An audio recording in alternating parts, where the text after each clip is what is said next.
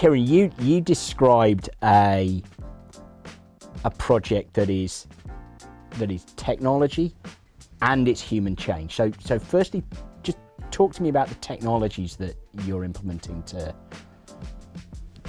drive that change, and then let's explore the human side of it.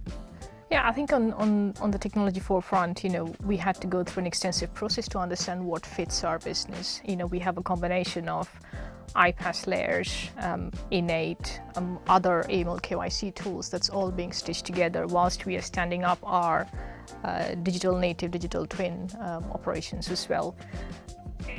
It wasn't easy because, like Will said, you don't want to define it to the level 6 that you can't actually shift things when regulations change or shift things when habits change.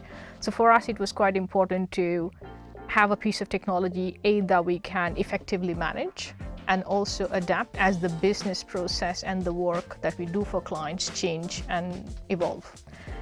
The operational side of things, it was very important to have people tuned into how we do this well. We have operational excellence practitioners, people who are from the business, have done this before. And a lot of effort went into getting the right level of transformation people who have done business and tech change hand in hand. Mm-hmm. Purely a system deployment is not going to give you value if you can't change habits, if you can't win hearts and minds, and people don't see value in what you're doing. I'll give you an anecdote. I think after our second deployment earlier this year, I actually had someone from the business contacting us and said, this changed how I work. I said, okay, how does it change the way you work? I no longer have to stay in the office after normal hours, extended period, to send reports to say where the work is. That's a real impact. That changes that person's life a little bit. Imagine you finish your work, you can go home, you're no longer having to create all of these Excel reports and figuring out or looking at Outlook and creating things to say, here are the clients and here's the work you do. So I think it's quite fundamental. And I described it to somebody today to say, think about it as how you have a Microsoft email or an Office 365 in your environment. In today's date, especially when you are in extremely distributed processes, locations, different kind of clients, you need something that helps to glue all of that together and give you the air traffic control oversight of where is the client work and what are we doing about it. And you went out to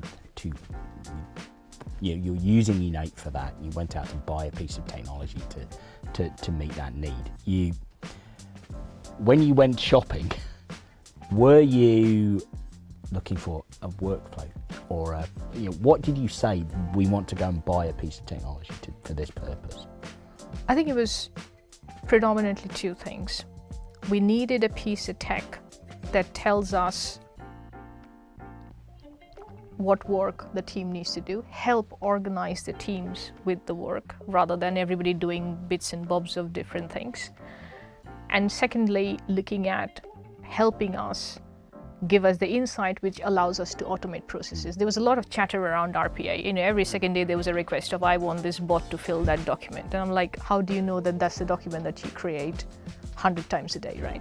So it was a matter of working with a partner who can enable the tooling, but also has a more evolved roadmap to mature as the business goes. And the other criteria was also to look at something that we can implement in a nimble way and not go into the level 6 configuration and get ourselves in a twist to able to scale. So it was a combination of factors, but more importantly, something that we can go in, deploy in a 4 to 6 weeks period and start demonstrating value to the business. And these are not like 6-month long deployment projects that we are waiting forever to get an insight on a team.